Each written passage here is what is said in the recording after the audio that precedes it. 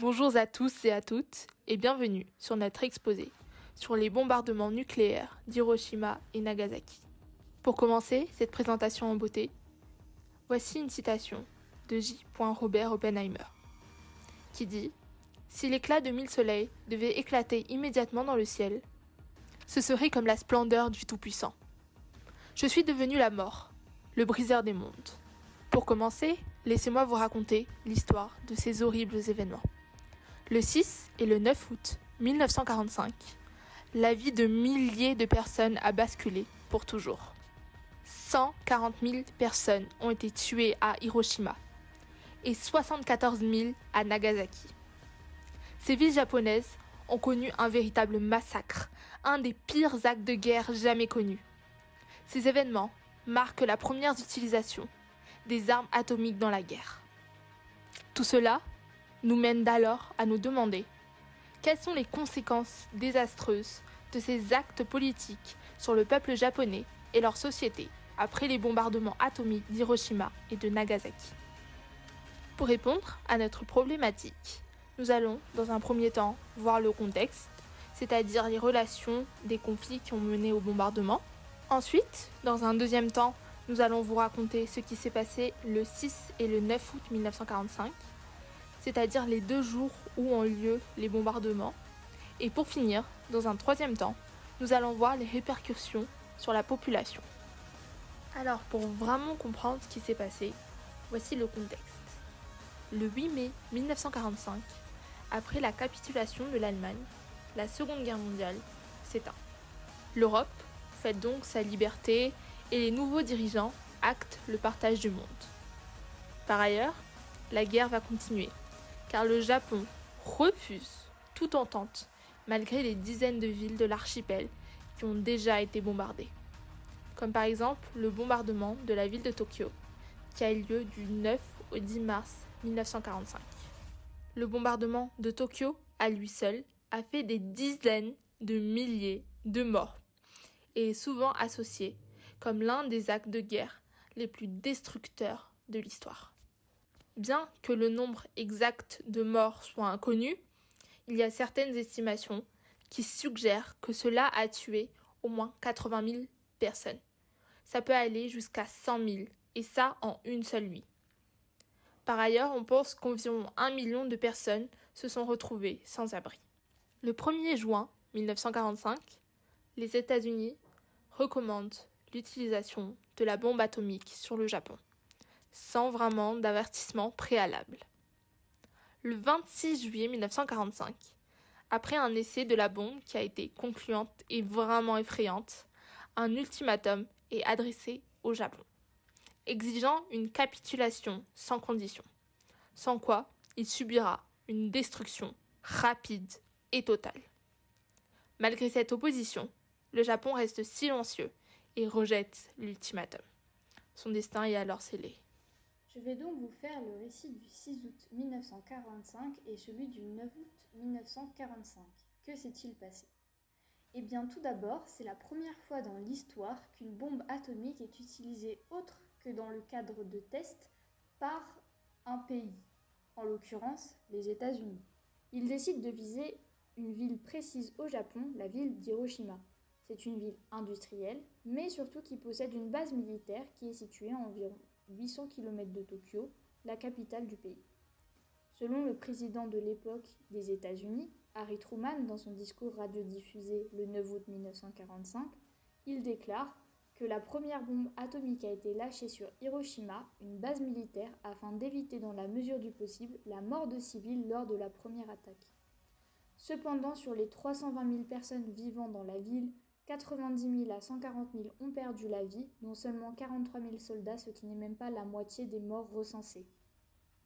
L'avion a largué une bombe, connue sous le nom de Little Boy. C'est une bombe en uranium qui fut larguée en parachute à 8h15 du matin et qui a explosé à environ 2000 pieds au-dessus d'Hiroshima, dans une explosion qui équivaut à entre 12 et 15 000 tonnes de TNT. Lors de l'explosion, une bulle de gaz se forme, la température du sol grimpe jusqu'à 4000 degrés Celsius et des rafales de vent atteignent 800 km/h. Ainsi, en quelques secondes à peine, 12 km de terre sont totalement vaporisés.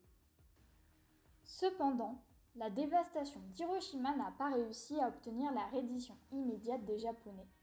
C'est pourquoi le 9 août 1945, le major Charles Sweeney prend un autre bombardier, le B-29 Boxcar de Tinian. Il décide ainsi de renouveler la menace des États-Unis envers les Japonais. Cette fois-ci, c'est une bombe en plutonium, nommée Fat Man de par son poids, puisqu'elle pesait en effet près de 4535 kg, qui a été larguée à 11h02 ce matin-là. Plus puissante que celle utilisée à Hiroshima, elle a été construite dans le but de produire une explosion équivalente à 22 tonnes de TNT. Elle était beaucoup plus puissante. Le fameux champignon atomique que nous avons tous en tête, cette fois-ci, a atteint les 18 km d'altitude, ce qui est littéralement énorme. La ville ne devait pas être prise pour cible dans un premier temps, mais dû à d'épais nuages au-dessus de la cible principale qui était la ville de Kokura, ils ont choisi une cible secondaire et leur choix s'est porté sur Nagasaki.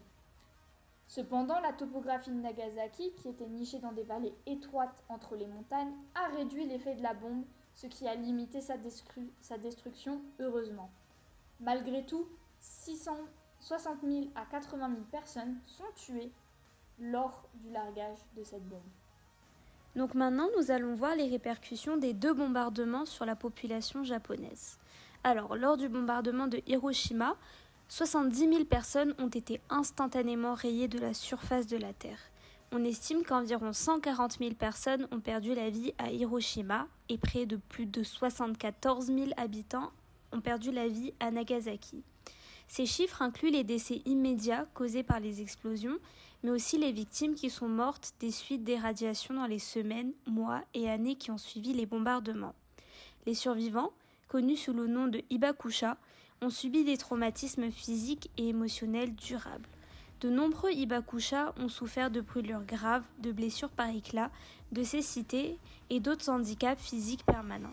La radiation a également provoqué des maladies telles que le cancer, les cataractes et les malformations congénitales chez les enfants nés après les bombardements. Alors, les survivants, eux, ils ont plus été touchés sur le plan psychologique, c'est-à-dire que la plupart d'entre eux ont été confrontés à des troubles de stress post-traumatique, à des cauchemars récurrents et à une grande détresse émotionnelle. Ils ont aussi été marginalisés et stigmatisés en raison des craintes des autres personnes liées à la contamination radioactive. Nous avons Takato Mishita, un survivant qui a raconté son vécu durant les bombardements d'Hiroshima. Il dit « Tout est devenu blanc. Nous étions trop stupéfaits pour bouger pendant environ 10 minutes. Quand nous sommes finalement sortis de sous le tatami, il y avait du verre partout et de minuscules morceaux de poussière et de débris volaient dans l'air. Le ciel, qui était autrefois bleu clair, s'était transformé en une nuance d'encre violette et grise. Nous nous sommes précipités à la maison et y avons trouvé ma sœur. Elle était complètement choquée, mais allait très bien. Plus tard, nous avons découvert que la bombe avait été larguée à quelques mètres de l'école de ma sœur. Chaque personne de son école y est morte. Nous avons également Shigeko Matsumoto, une autre survivante qui raconte dans une lettre son expérience effroyable lors du bombardement. Elle dit « Je n'oublierai jamais le paysage infernal qui nous attendait. Des corps à moitié brûlés gisaient raides sur le sol, des boules de yeux scintillant de leurs orbites. Le bétail gisait mort le long de la route, leurs abdomens grotesques grands et gonflés. Des milliers de corps se balançaient dans la rivière, gonflés et violacés par l'eau. « Attendez, attendez !» j'ai supplié, alors que mon grand-père marchait à quelques pas devant moi. J'étais terrifiée d'être laissée derrière. Pour finir, nous avons également trouvé une photographie montrant le dos d'une survivante. Cette dernière est complètement brûlée. La jeune femme a d'énormes trous un peu partout dans son dos, creusant l'intérieur de sa peau. On pourrait presque y voir ses os. Pour conclure, les conséquences désastreuses des actes politiques sur le peuple japonais et leur société après les bombardements atomiques d'Hiroshima et Nagasaki ont laissé une empreinte indélébile dans l'histoire. Les destructions massives et les pertes humaines ont entraîné des souffrances incommensurables pour les survivants et leurs familles. Les effets à long terme sur la santé, l'environnement et l'économie ont également été dévastateurs. Après, sur le plan social, ces actes politiques ont profondément ébranlé la confiance et ont généré une grande méfiance envers les gouvernements et les puissances mondiales. Les traumatismes psychologiques causés par les bombardements atomiques ont persisté pendant des générations et ont eu un impact sur la société japonaise dans son ensemble. Les conséquences politiques ont également été significatives. Les bombardements d'Hiroshima et de Nagasaki ont poussé le Japon à capituler et ont marqué la fin de la Seconde Guerre mondiale. Cela a conduit à l'occupation du pays par les forces alliées et à une intense période de reconstruction et de réflexion nationale sur les conséquences des politiques nationalistes et militaristes. Malgré ces conséquences désastreuses, le Japon a pu se relever et se reconstruire progressivement. Le pays a choisi de se tourner vers la paix, de promouvoir le désarmement nucléaire et de devenir un fervent défenseur du pacifisme. Les bombardements d'Hiroshima et de Nagasaki ont laissé une marque indélébile. Mais ils ont également engendré une détermination à éviter que de tels actes ne se reproduisent. Il est important de se souvenir des conséquences désastreuses de ces actes politiques pour préserver la mémoire des victimes et veiller à ce que de telles tragédies ne se répètent pas. Cela nous rappelle également l'importance de la paix, du dialogue et de l'empathie dans nos relations internationales pour éviter de nouvelles souffrances humaines et assurer un avenir plus sûr pour nous tous. Voilà, c'est la fin de notre exposé. Nous espérons que vous avez apprécié et surtout que vous avez bien compris. Pour le vérifier, nous avons créé un petit quiz et puis nous espérons que vous allez apprécier le faire. Et puis voilà, merci.